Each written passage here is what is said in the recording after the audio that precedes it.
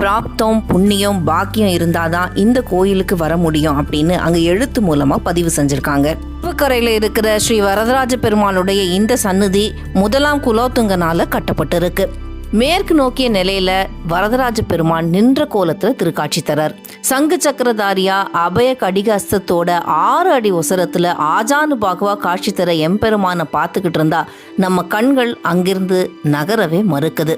சிவபெருமானோட வேண்டுகோளுக்கு இணங்க வக்ராசுரனை வதம் செஞ்ச எம்பெருமான் இந்த தலத்துல பிரயோக சக்கரத்தோட திருக்காட்சி தரதுனால இந்த பெருமானை வணங்கினா நம்ம வேண்டுதல்கள் எல்லாம் உடனடியா நிறைவேறிடும் அப்படின்னு சொல்றாங்க.